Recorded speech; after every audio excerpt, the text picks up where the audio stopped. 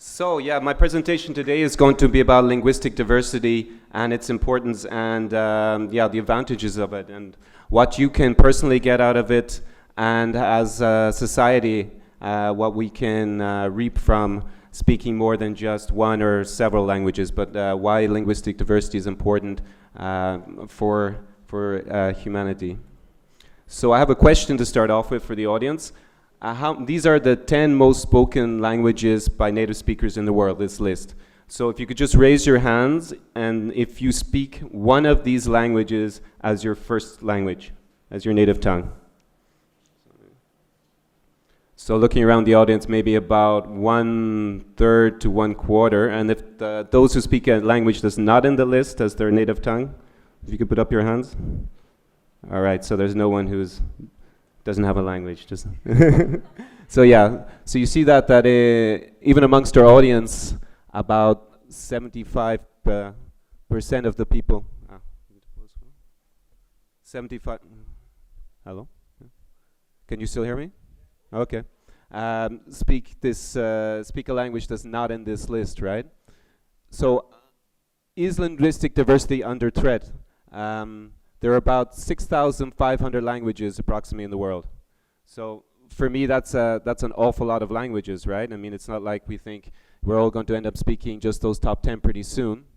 But if you look at the underlying trends, what's been happening in the last, say, 100 years, we've got the situation where half of the world's population now speak one of the top 13 languages as their native tongue. So everything is very top-heavy in reality, not really representative of our audience today in Novi Sad.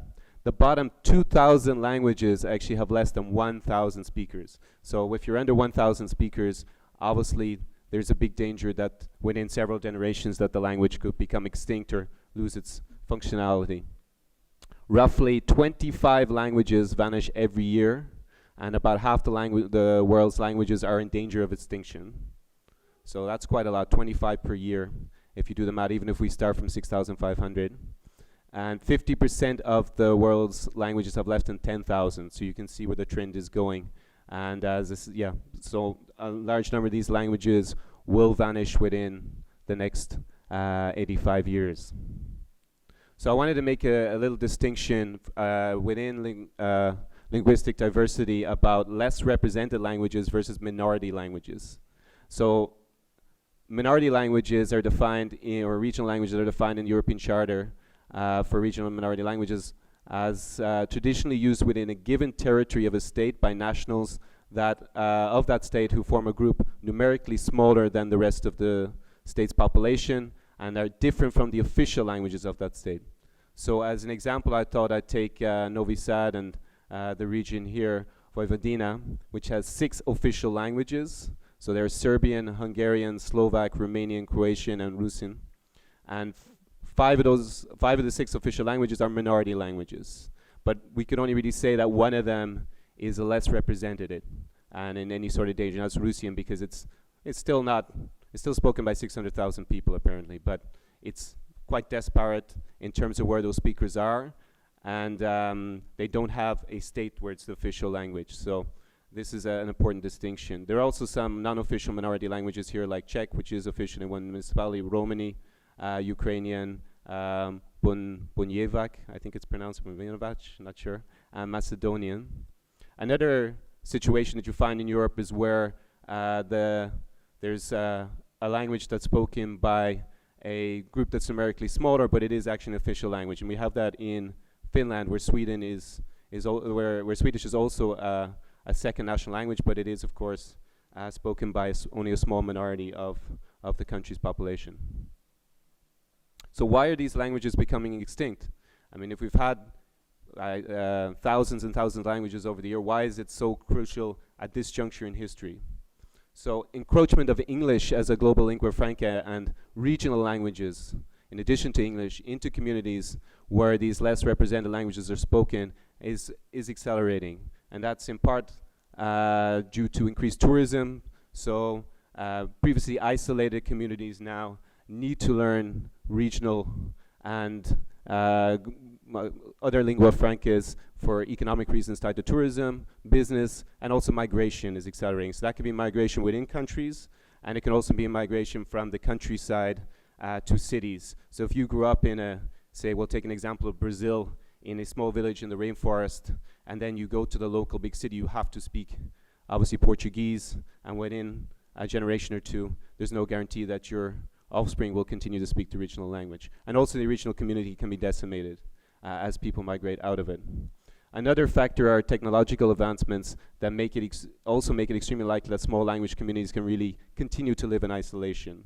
So digital communication and the internet are a challenge. I'll later talk about how they're also a boon and present an opportunity for less represented language. And for example, in terms of access to information, if you speak a language that's only got 1,000 speakers, it's very unlikely that you're going to be able to get your access to much information in that language online. So you're going to be dependent on learning and speaking and using a more widely spoken language.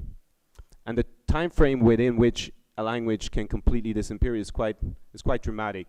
It can happen within 3 generations. It's quite typical to see that the grandparents will speak the less represented language, the original language, and then they will move or they will begin to become bilingual due to losing isolation within the community. And then you'll have that the next generation are bilingual, so they of course speak to their parents in the original language, but they also have learned the second language. And then when it comes to their children will only speak the dominant language. So within 3 generations, you can have a very quick turnaround from a community using the less represented language to them being dependent on a more dominant one. So as a native English speaker, it's also a question that arises quite frequently for me as a polyglot. Well, why learn any other language? I mean, English is obviously going to be the lingua franca. You speak as your first language. Why do you waste your time learning all these other languages, right? In the past, English was not the global lingua franca. There were several other ones. For example, French used to be the language of diplomacy. Spanish and Portuguese were used widely all over the known world to Europeans at the time.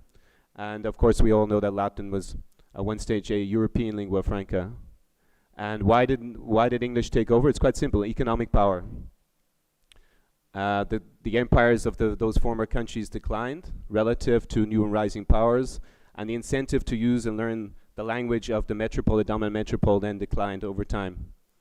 So at this juncture in history, we have a relative decline economically of the countries where English is the most widely spoken language, like the US and UK. It's not an absolute decline, of course, it's a relative decline. And we're going to see opportunities for other languages to rise, definitely on a regional level. You can see that with Russian, of course, within the former Soviet Union, Mandarin Chinese within Asia, Portuguese within Latin America, or maybe even Spanish within Latin America, and French within Africa. At this point, it doesn't seem like one language is likely to challenge English in the near future as a global lingua franca. But certainly within regions, it becomes increasingly important to speak the dominant regional language, at least, maybe in conjunction with English. But English's dominance as a lingua franca that we see at the moment is not guaranteed at all. Perhaps India will continue to use English and give it a little bit more longevity, but with the current economic trends, it would seem that Mandarin for sure will become a more and more important language over the next century. So should we care at all about the extinction of languages? After all, throughout history, languages have always become extinct and been replaced as empires have risen and fallen, as new empires have been created by travel and exploration. Latin was replaced by several languages. It doesn't necessarily mean that by losing the dominance of a language disappearing results in fewer languages. So today we don't have a country or a community that speaks Latin natively, but we do of course have those derivative languages. But language is a key element of identity, both for the individual and for a group. And this is one of the key elements of why linguistic diversity is so important. It's part of who we are. I like the motto of the European Union, which is in varietate concordia, united in diversity. So here we have a polity, which is the European Union, that has 24 official languages, and all of them have equal standing, irrelevant of how many people speak each one. So I think The Irish is probably the least spoken, along with Maltese, and German is the most spoken. But actually, legally, they all have the same standing. All the legal texts are produced in all 24 languages, and any version can be referred to at the European Court of Justice. So these languages provide an entry point into unique cultures. You can't really understand a culture by just looking at the monuments, the buildings, the archaeological work that you're going to do. You really have to understand the culture, and that's expressed through the language.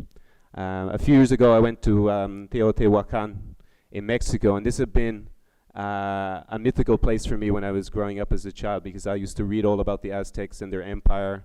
And what was really interesting going there and seeing the temple complex for myself was to realize that when the Aztecs discovered it, it wasn't actually an Aztec-built temple complex. They arrived and they found these abandoned temples, and then they had no reference because they didn't have any evidence of the language or anything that was left. So they couldn't really understand why the people who built these temples, what was the purpose, what was the culture behind it. So in fact, they invented their own, and they created part of their own folklore and their own religious identity based on what they imagined had taken place.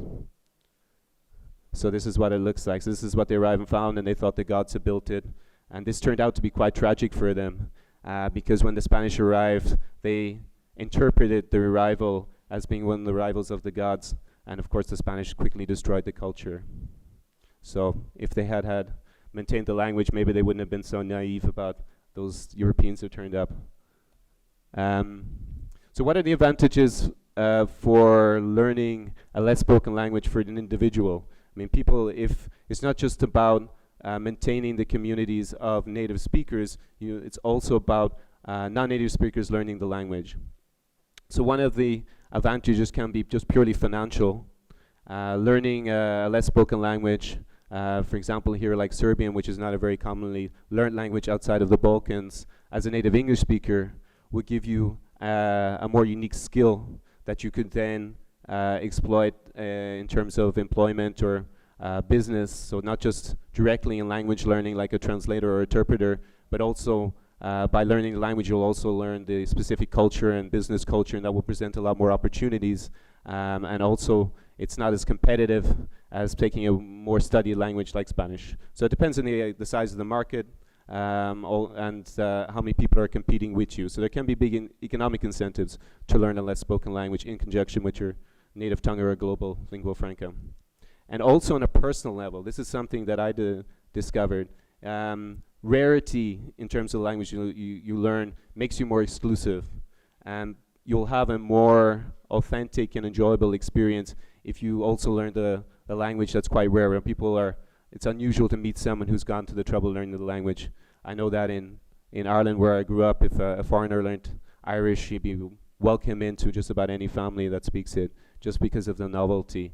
And also, I noticed this quite strongly recently traveling through Eastern Europe, an example in Ukraine, that speaking Russian as a foreigner is not that unusual, but being able to converse in, say, Belarusian or Ukrainian definitely makes a huge difference, and people will really welcome you, and you'll get a lot more authentic experience when you travel there.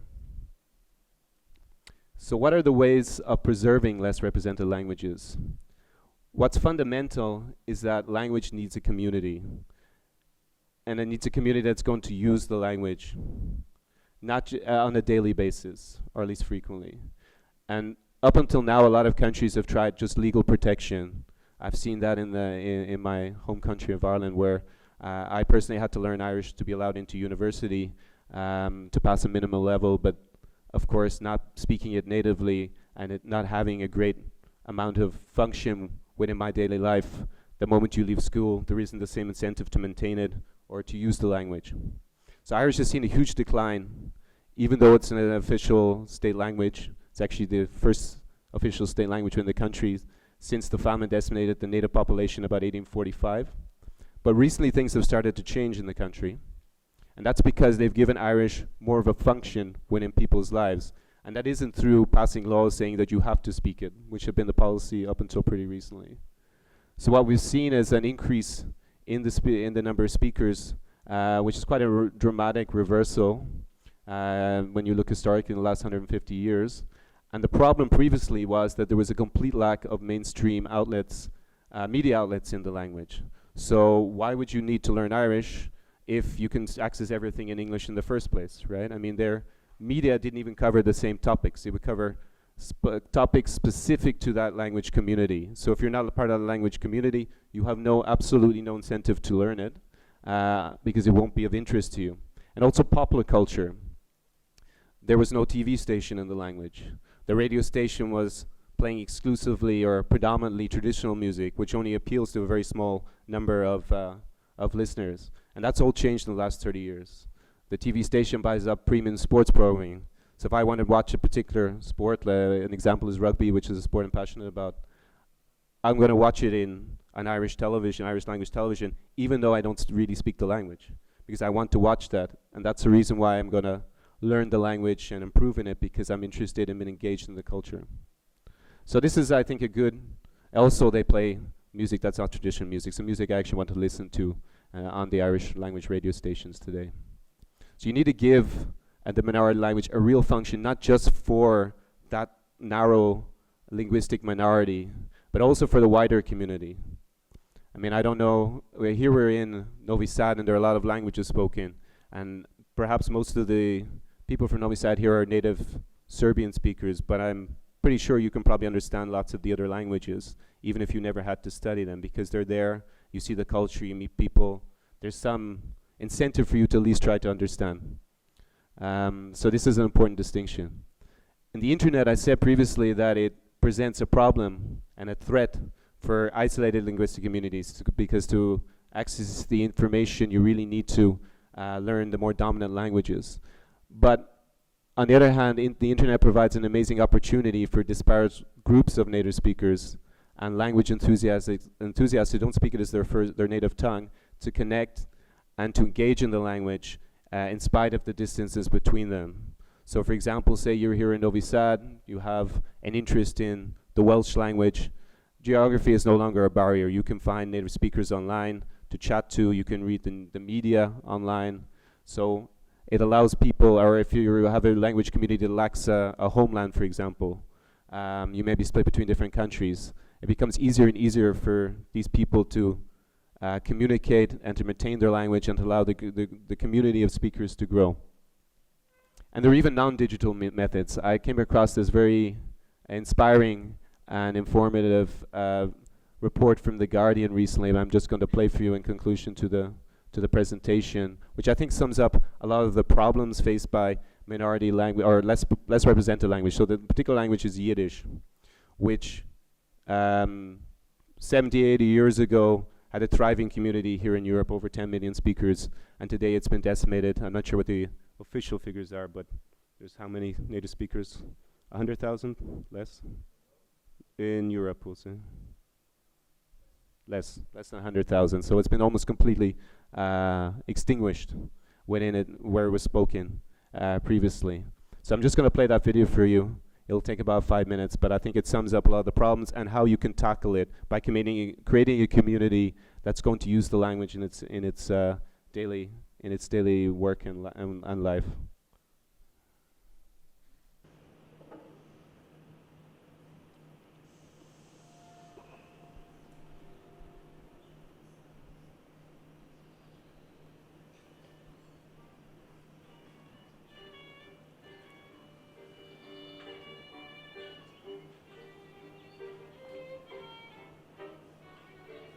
Since there's no country where people can study Yiddish, people come from all over the world to learn Yiddish in an immersive context. That short documentary video from The Guardian sums up the issues that are facing less represented languages. This idea that within several generations of being immersed and then acculturated into a more dominant language like English, that the entire community can lose the will to maintain the language, and at the same time how by building a community bond they can resuscitate the language and in fact reverse the decline and then actually help it to grow by inspiring new generations to take up the language. So I found that really encapsulated everything about what happens to less represented languages. It can happen very quickly. Dominant language comes in, but at the same time, if the community itself is organized and gives it a real reason for the younger generations to learn it, as you saw there, to connect to your roots, to understand the history, the important historical events that happened in this case with Yiddish in the Jewish community, especially in Eastern Europe, with the Holocaust, that to maintain the memory of that, to understand where we're from, our culture, what we are, where we come from, where we're going, it's essential to maintain less represented languages. So thanks very much for listening. If you have any questions, I'll be glad to answer them. Thank you. Thank you, Conor. Es euch damit sehr schön zu hören ein bisschen Jiddisch, aber so ein schöner Tag. But if we have any questions, I'm sure Conor will be happy to answer them. But not in Yiddish, therefore, Alex. Jo. Otta zoi. Yeah, I'm very sorry I came in late. You may have addressed these things before I came in. But for example, the film that you just showed, to me, with all due respect, had the opposite effect of what you said it had on you and what you wanted to show.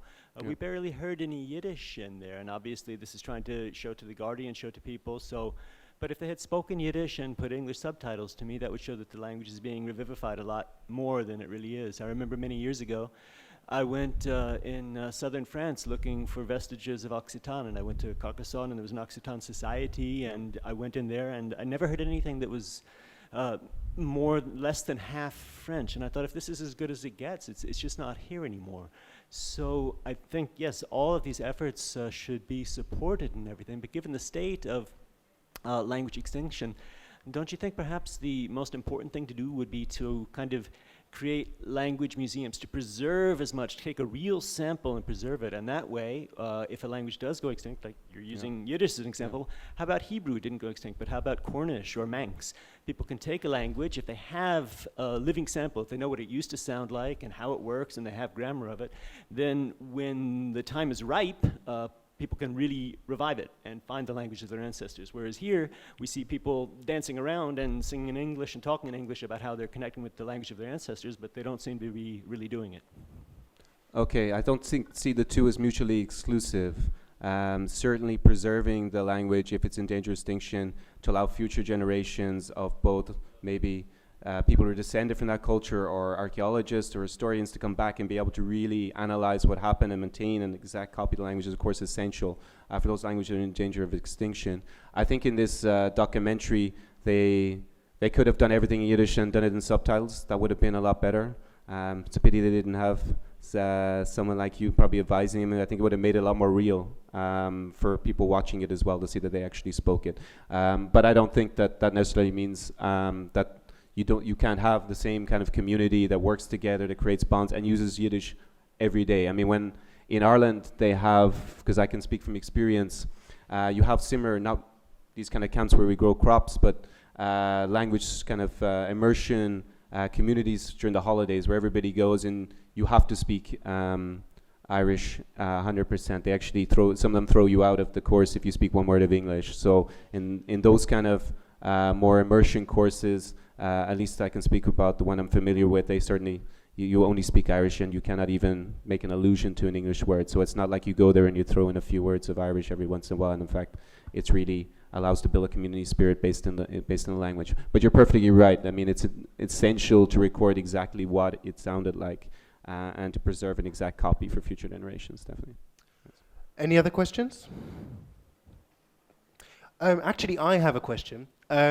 So I know that, for example, in Estonian, there is this big movement against influence from English, in that loan words are being actively fought by having crowdsourcing competitions to invent new Estonian words for things like selfie, infrastructure, internet, Facebook chat, and that kind of thing. I was wondering if you know of anything similar going on in other languages where, inventing words quite artificially that actually replace English words and enter the lexicon.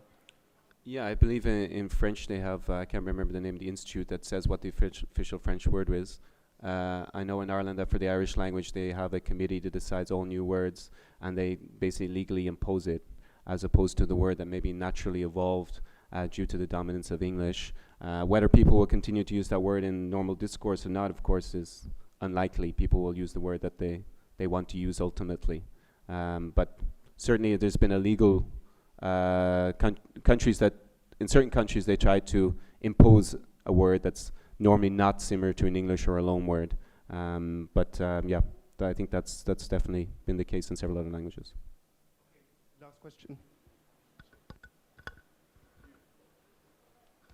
Just to contribute to the answer, you don't need to go far from here for such a thing, since we all know who are from here that in Croatia there's very strong policy, state policy to prevent foreign words, including English. So they even award, I saw they even award annually the best local Croatian word invented for this year, in order to stimulate such an effort. So. Okay, did you have your hand up? No. Okay, let's have the last word then, maybe. Sorry, I think. I want also to contribute to the answer. For instance, after the new technologies developed, many Bulgarian people started to write on the internet using the Latin alphabet, but in the recent years there are over the forums strict requirements that you need to use only Cyrillics, and the mentality towards towards using English loan is also not encouraging at all. Okay, so it's just past 4 o'clock now. We're now due a half-hour break. Thank you very much, Conor, for your talk. It's very thought-provoking.